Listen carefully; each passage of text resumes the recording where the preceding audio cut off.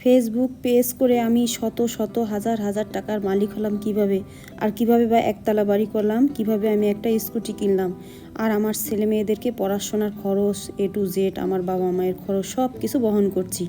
আজ আমি আপনাদেরকে সেটাই শোনাবো। আসসালামু আলাইকুম, কেমন আছেন সবাই? আশা করছি সবাই ভালো আছেন।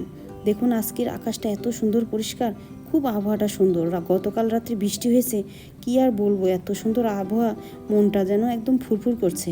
চলুন রান্না করি আর আপনাদের সঙ্গে গল্প করি কিভাবে আমি এত টাকা পেলাম। আমার কথাগুলো খুব মিথ্যে মনে হচ্ছে, তাই না বন্ধুরা? তবে বন্ধুরা, ভিডিওগুলো শেষ পর্যন্ত দেখেন, এরপর আপনি সত্যটা যাচাই করবেন যে আসলে আমি সত্য বলছি না মিথ্যা বলছি। একদিন রাতে হঠাৎ করে অনেক ঝড় হচ্ছিল, পরে অনেক টাকা নিয়ে আমি কোথায় রাখবো ব্যাংক থেকে অনেক টাকা উঠিয়েছি, জানি না। শেষ পর্যন্ত ভাবলাম এখানে ওখানে লুকিয়ে লাভ নেই, প্রায় আধা বস্তা মতো টাকা। পরে এখানে ওকে লুকিয়ে লাভ নেই, পরে কী করলাম, মাটির উঠোন খুঁড়ে, তারপরে উঠোন বলতে ঘরের মেঝে খুঁড়ে, তারপর আমি সেখানে বস্তাটা সুন্দরকে মাটির তলে পুঁতে রাখলাম। এদিক দিয়ে জানেন না আমার মানে কি বলবো, এত সুন্দর ঘর বাড়ি করেছি, একতলা আমার কমপ্লিট, কি সুন্দর সাজানো বাড়ি, সাজানো বাগান। এরপর দেখি যে মোটর সাইকেলটা আমি এত নিজে হাত দিয়ে পছন্দ করে কিনেছি, আর আমি সে মোটর সাইকেলটা চালিয়েও বেড়াচ্ছি। আমি মোটর সাইকেল বলতে কি, মেয়েদের জন্য যে বাইক স্কুটি, ওটাই। এরপর আমার ছেলে মেয়েদেরকে নিয়ে আমি স্কুটিতে ঘুরছি। এরপর এত সুন্দর বাড়ি, চারপাশে বাগান, ফুলের বাগান, বাড়ি দেখলে আপনি অবাক হয়ে যাবেন, এত সুন্দর বাড়ি। মানে বাড়ি দেখে, স্কুটি দেখে মনটা আমার খুশিতে কি বলবো, মানে লক্ষ লক্ষ টাকার মালিক হয়ে গেছে এই ফেসবুক পেজ করে। আর আমার পুরনো এক বাড়ি ছিল কাঁচা ঘর, সেই কাঁচা ঘর ভেঙে আমি সুন্দর করে সেখানে একটা ফুলের বাগান করেছি। আর ছোটো একটা রান্নাঘর মতো ছিল, যেখানে আমরা এক বেডরুম, আমরা আগে ঘুমাতাম, সেই বেডরুমটা আমরা মানে এখনও ভাঙিনি, তবে ওখানেই আমরা বেশিরভাগ মানে কাজকর্ম করি, অনেক সময় শুয়েও থাকি, পাশে একটা খাট বিছানো আছে। সব কিছু মিলিয়ে অনেক ভালো চলছিল। হঠাৎ করে একদিন কি হলো, রাত্রে পুলিশ আসলো। পুলিশ আসার পর আমাকে খুঁজে বেড়াচ্ছে, এত টাকার মালিক হঠাৎ করে কোথার থেকে আমি এত টাকা পেলাম। ঘরে কাবাবের মশলা নেই, তাই চটপটির মশলা দিয়ে আজকে কাজ সারলাম।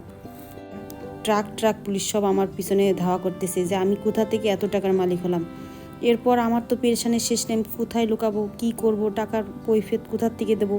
এরপর আমি কৈফিয়ত না দিতে পেরে ভয়ে আতঙ্কে আমি চিল্লাতে কান্নাকাটি শুরু করলাম। হঠাৎ করে ঘুম থেকে দেখি যে চোখের মানে পানিতে আমার একদম বালিশ ভিজে গেছে। আমি এত কান্না করছি স্বপ্নের মধ্যে, সেই স্বপ্ন ভেঙে লাস্টে জানেন না, টাকা তো দূরের কথা, আমার জান নিয়ে টানাটানি। আমি ভাবলাম যে ইউটিউব ফেসবুক কোনো কিছুর দরকার নেই বাবা, আমি যেমন আছি তেমনই ভালো, কারণ বেশি টাকা মানেই পেরেশান। আগে ভাবতাম অনেক টাকা মানে অনেক শান্তি, কিন্তু তা দেখছি নয়। এখন দেখি যে মানে যত কম টাকা ততই শান্তি।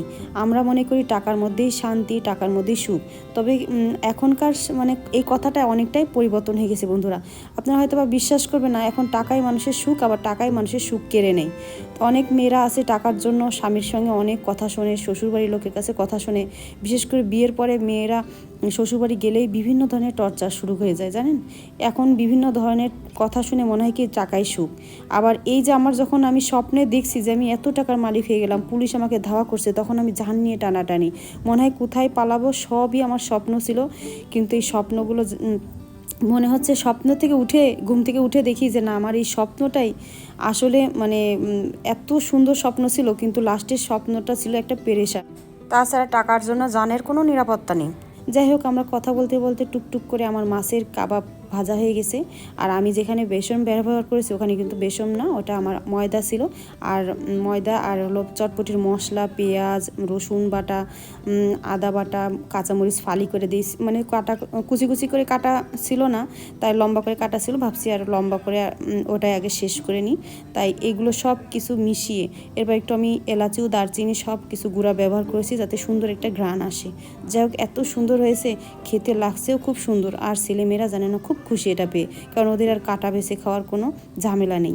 যাই হোক, আপনারা লাখ লাখ টাকার কথা চিন্তা করেন, যে লাখ লাখ টাকার চেয়ে আপনি যেমন আছেন আলহামদুলিল্লাহ ওরকমই ভালো। কাবাবগুলো খেয়ে দেখলাম এত সুন্দর হয়েছে। যাই হোক, মানুষের আসলে চাহিদার কোনো শেষ নেই। যদি আপনার একটা কুঁড়ে ঘর থাকে, সেখানে যদি সুখ শান্তি থাকে, ওটাই বড়। চলুন, এখন রান্নাবান্না মোটামুটি সব শেষ, মেয়ে ছেলেদেরকে নিয়ে একটু ঘুরে আসি। তা ঘুরতে এসে জানেন ওর বাবা নামাজ পড়তে গেছে আর বলছে সাইকেলটা নাকি ঠিক করাতে হবে।